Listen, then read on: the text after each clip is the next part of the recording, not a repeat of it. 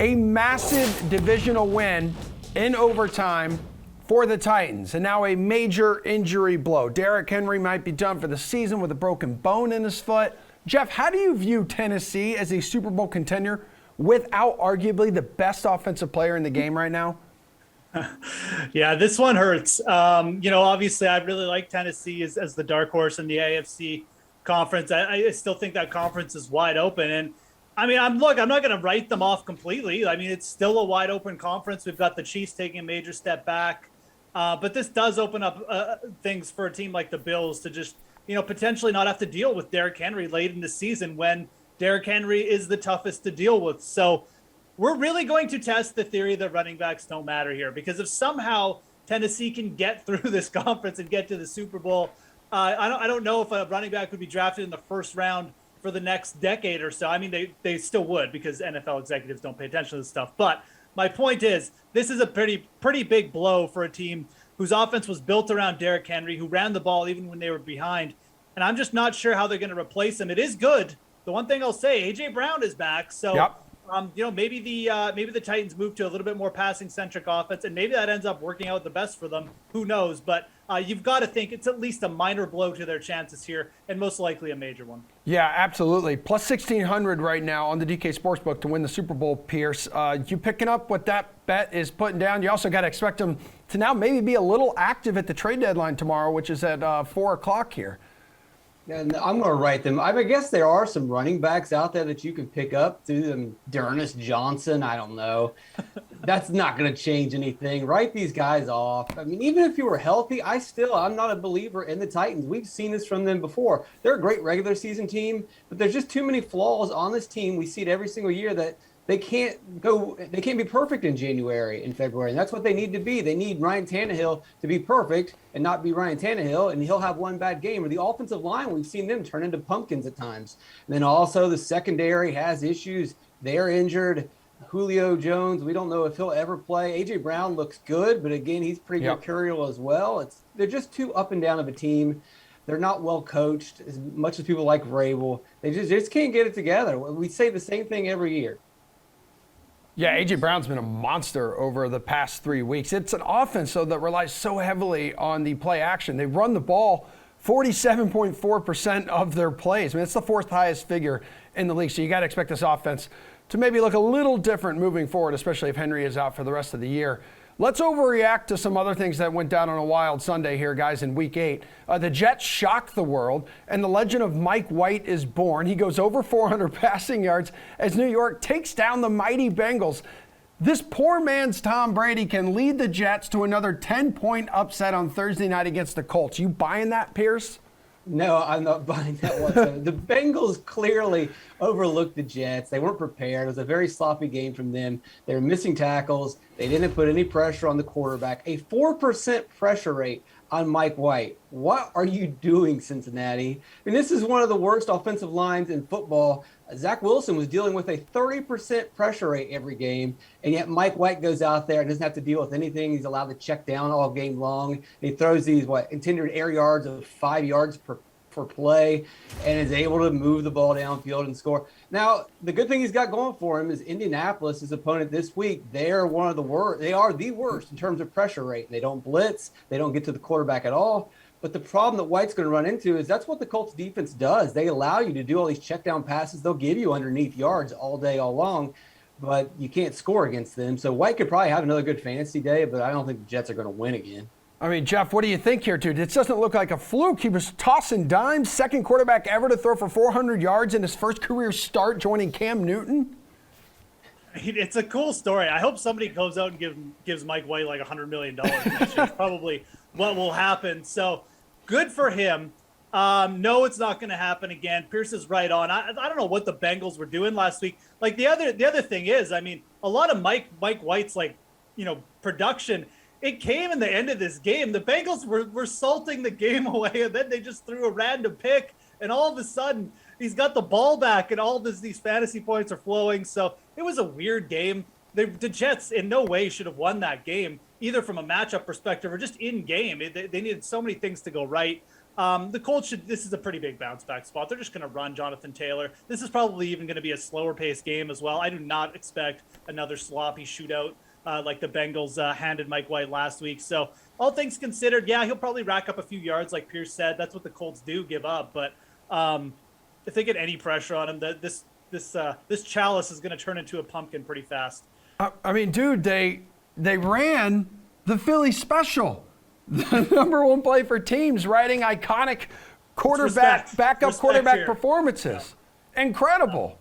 I do hope they give him $100 million. Good for him. Someone will. He's earned it Jags. after one. The Jags probably will, Emerson. The Jags probably will. Yeah, you know what? Sure, come to Jacksonville, right? Who needs Trevor Lawrence? Anyone who bet the Lions, guys, to go winless before the season started must be feeling pretty good about themselves right now after Detroit just got destroyed by the Eagles yesterday. The Lions will be the first team to go winless since the 2017 Browns. Is that an overreaction, Geoff? It's not an overreaction at all. I mean, I'm just looking at their schedule right here. I mean, there's a lot of teams with winning records here, and there's no more Eagles on the schedule. You know, there's no Jacksonville here. They got the Steelers and the Browns. Maybe they get a win at home versus the Bears in 3 weeks. That might be their best chance because it's at home. And then, heading into the end of the year, man, the easiest team they have is on the road at Atlanta. This team is probably better than 50-50 to go winless right now. I do think that Bears game is going to be for all the marbles, unless the Pittsburgh throws in one of their classic stinkers, which is entirely possible. It's the NFL. Anything can happen. But this Lions team, man, they had everything set up. People were pumping them up. This is it. Philly stinks.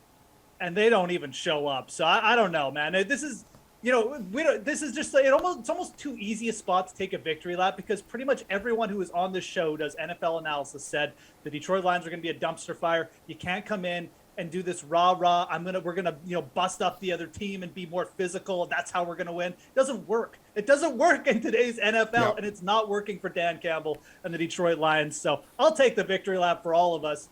I mean, Pearce can too if he wants. But no, I think there's a very, very good chance, possibly even over 50% right now, that the Lions go winless. Yeah, Pearce, what do you think? You think they go winless? Looks like Geoff just ripped through the schedule. Maybe their best opportunity, as he mentioned, the Bears at home on Thanksgiving. Or, hey, even Week 18 if the Packers have already locked in their postseason seeding. No, I don't think that's going to be the case. Schedule does not look good. I would say the best chance they have is winning the day after Christmas against Atlanta. But I think they're probably going to have more of a Grinch appearance than they will a Santa appearance in that game. So I think they're going to lose them all. They look bad. I mean, it's not the schedule looks bad. They look bad. And one thing I want to point out is the DF and EFS industrial complex has been hyping up DeAndre Swift for the last 2 seasons. Can we get all those people now to admit that they were wrong? He looks terrible. He's bad in garbage time against garbage opponents. I'm so tired of hearing about DeAndre Swift. Let's put that to bed. This team's terrible. He's terrible. Let's move on. Yeah, I think Julian Edlow was really tooting his horn yesterday, too. Ooh, bad look for Jules. Maybe not a great look for the Bucs, though, either yesterday. Saints beat Tampa Bay at home. Just half a game back now, the Saints are in the NFC South. So they are plus 300 to win the South, win the division, with the Bucs still at minus 400 here, dudes. The Saints, they are a serious division contender after what you witnessed in Week 8 yesterday, even without Jameis Winston, who the team believes suffered a significant knee injury, Pearce. No way. I mean, maybe losing Winston helps, but replacing him with Trevor Siemian doesn't help that much either. Give Siemian plenty of time, and I'm sure he'll let them down. I think we're just overreacting to a poor game by Tom Brady, but we've seen this so many times before. Tom Brady struggles against the Saints. Tom Brady struggles against good pass rushes. They didn't even get a lot of pressure on him, but they got to him enough. And if you hit Tom Brady a couple times, it rattles him and he makes some mistakes, and he'll lose a game or two every season when that happens. Sometimes it happens in the Super Bowl. Sometimes it happens on the big stage. But over the long run, Tom Brady is just fine, and they're going to go as far as probably anybody. I mean, Siemian comes in here, Geoff. He beats Tom Brady. Backup quarterbacks dressing up as starters for Halloween. That was a theme yesterday. I mean, look, Tom Brady struggles against backup quarterbacks, as we saw in the Super Bowl back in 2016. You love so that. Maybe there is something to this. I'm actually going to take the positive approach here, and I kind of like this bet. And here's my thinking. What does Jameis Winston really give you that Trevor Siemian doesn't? We've seen that Trevor Siemian be a capable starter at points in his career, and I'm not suggesting he's going to turn into Nick Foles here, but there's I almost like the potential with Siemian versus Jameis Winston. Jameis Winston, we saw, okay, he was capable, he's running, he wasn't doing anything great. I think Jameis Winston's best attribute so far to the Saints has just been running the ball a little bit, but I think Siemian might even be a better passer. I know that's a hot take, but yeah. I'm not necessarily down on the Saints just because they're turning to him. And don't forget, Taysom Hill is probably going to come back at some point. And I'm still of the opinion that this offense and the way this team is playing, slow paced, want to run the ball, they're probably still best served by just putting Taysom Hill in there and letting him run it 15 times per game. So I think the Saints are going to be there to the very end. I think this is going to come down to, does Tampa slip up? The Saints have some winnable games. They got a couple tough matchups, but they also have the Jets, the Dolphins, the Falcons, the Panthers. There's a lot of wins there. So I think this one is going to come down. I think there's some value, though, in taking the Saints at, like you said, plus 300. Should the Saints call Cam Newton, Geoff? No. Pearce? Come on. Pearce? Yeah, give him a call. Why not? Okay. Give Mike White a call, too. All right. Again, how about Matt Flynn? Let's get Matt Flynn on it. Let's get all three of them in. Let's go. If you're Geoff, not only do you call Mr. White, you give him $100 million. Speaking of one of Cam's former teams, the Patriots, they pulled themselves off the mat yesterday, guys, and knock off the Chargers on the road. They're back at 500 all of a sudden. The Patriots still in contention for a playoff spot. That bet's plus 115 on the DK Sportsbook. Their number to win the division plus 750. You taking that, Geoff? I don't think I'm going to take the division win. I mean, Buffalo, even if Buffalo loses to the Patriots, Buffalo's probably just going to win the rest of their games because they're such a solid team. So the Patriots, in my opinion, they're too far back to think about that. It's a really good number, but I actually don't think it's big enough. I love the playoff spot bet at plus 115. We've harped on this from the very start, man, that the Patriots are a good team. The Patriots could easily be tied for the division lead right now. They've got a defense that's heading up in a lot of metrics. They get pressure. They've played a ton of close games against good teams, and they really just blew one game at the start of the year too against one weak team. So all things considered, I think the Patriots are a good team. You see Mac Jones, easily the best out of the rookie class in terms of consistency at QB, improving every week too. This offense seems to be getting a little bit looser in terms of just going for more big plays. Yeah, absolutely. Plus 115. You look at this. Pearce made a really good call. The Chargers are frauds. There's other teams in the AFC with winning records that are just as big frauds right now. And I don't think the Patriots are frauds at all. I think by the time this all shakes down, the Patriots do end up in a wild card position. So plus 115 to make the playoffs. Yeah, I still think you're getting really good value there. All right, cool. Which bet do you like here, Pearce?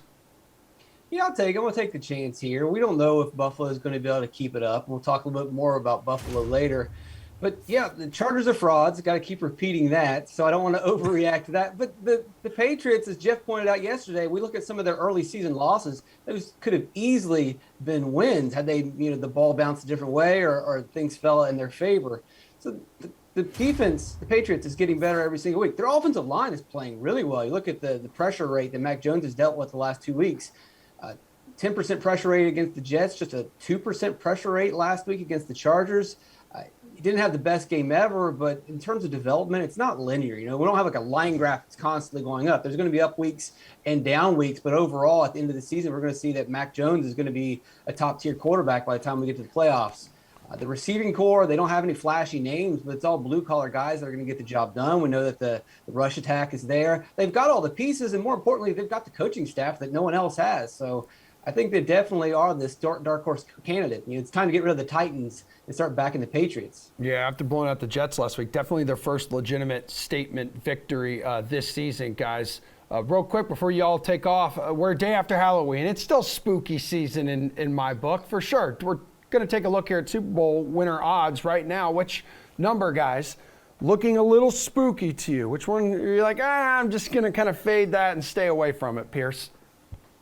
I'll stay away from the Bills as the favorite. I just don't want anything to do with anyone that's the favorite at this point in the season. There's just too many unknowns. And then ultimately, I just don't buy into a team that's got a running back tandem of Devin Singletary and Zach Moss. It's going to be very hard for them to make their way through the playoffs with that backfield. As good as their defense is, as good as Josh Allen's played, I think you need to be a little bit more conservative. You got to be able to run the ball more consistently in the playoffs to get to the Super Bowl. What do you got for a spooky bet here, Geoff? One you want to steer clear of? Pretty much the same idea, but I'm going to go to the other side. I'm going to say stay away from the Rams at plus 750. This team's getting its tires pumped again because they've beaten the Lions and the Texans 2 weeks in a row. And oh, by the way, they barely beat the Lions. Now they're the favorites over Green Bay and Arizona. I don't understand it. It doesn't make sense. So for me, the Packers are the bet there in the NFC. The Rams looking very spooky, very, very spooky at plus 750. I'm not necessarily a huge believer that this team has what it takes. They just allow a little bit too much on the ground, and I think that their defense will get exposed a little bit in the playoffs. All right, so it's more of a defensive thing for them because I feel like Matthew Stafford is everything the Rams wanted and more. Yeah, absolutely. No, I mean it's not a condemnation. They're not a bad team or anything. Yeah. It's not a condemnation on Stafford, but I think when you look at the odds, mainly you're thinking, well, the Rams lost to the Cardinals at home. The Packers just beat the Cardinals, yet the Rams are favored over both those teams again, off of 2 week wins or week wins over weak teams. Okay. I just don't think that their odds make any sense, and they're kind of spooky.